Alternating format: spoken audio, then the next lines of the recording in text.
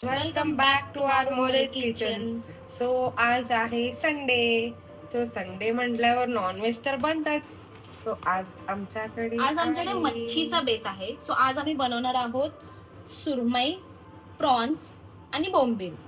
अशी 3 मच्छी आम्ही आज बनवणार आहे. सो चला बघूया आपण आमच्या पद्धतीने आम्ही कसं बनवत होते. इथे मी सुरमई छानपैकी पाण्याखाली धुवून घेत आहे. सुरमई धुवून झाल्यानंतर तुम्ही बघू शकता सुरमईचा रेडिश पण असा गेलेला आहे. त्यानंतर मी त्याच्यामध्ये बोंबील धुवून घेणार आहे. बोंबील छानपैकी धुवून झाले की आपण कोलंबी क्लीन करून घेणार आहोत. कोलंबी क्लीन होतच झालेली आहे आपली. त्यानंतर मी कोलंबीला मधोमध कट मारून त्याच्यामधला जो धागा असतो काळा कलरचा तो आपण काढून घ्यायचा आहे, जेणेकरून खाल्ल्यावर कुठलाही त्रास होत नाही. स्वच्छ धुवून असं आपण एक साईडला कोलंबी ठेवलेली आहे. त्यानंतर मी ताटामध्ये स्वच्छ धुतलेली सुरमई घेतलेली आहे. सुरमईवरती आपण लिंबू पिळून ते सगळीकडे लावून घेणार आहोत.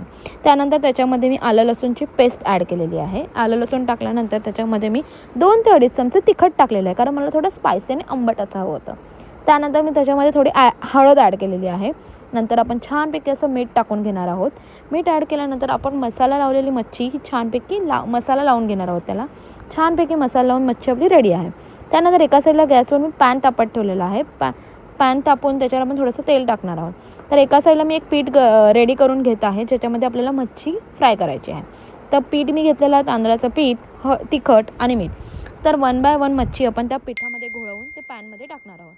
तर अशा प्रकारे आपल्या मच्छ्याही इथे टाकून झालेल्या आहेत. 4 तुकड्या मी टाकलेल्या आहेत. तर एक साईड त्याची खरपूस भाजून घेतल्यानंतर दुसरी साईड आपण छानपैकी भाजून घ्यायची आहे. तर अशा प्रकारे इथे आपल्या मच्छ्या भाजून झालेल्या आहेत, फ्राय झालेल्या आहेत. त्यानंतर मी एका साईडला प्रॉन्स करीसाठी वाटण रेडी करत आहे.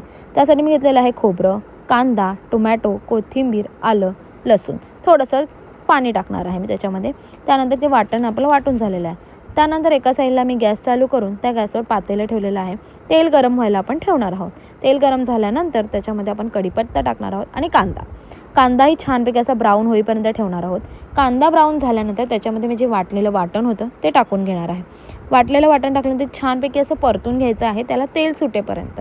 तेल सुटत आल्यानंतर त्यातच आपण ॲड करणार आहोत हळद आणि तिखट ॲड केल्यानंतर परत ते वाटण आपण छानपैकी असं भाजून घेणार आहोत, जेणेकरून त्याला छानपैकी तेल सुटेल. तेल सुटल्यानंतर आपण त्याच्यामध्ये आपले प्रॉन्स ॲड करणार आहोत.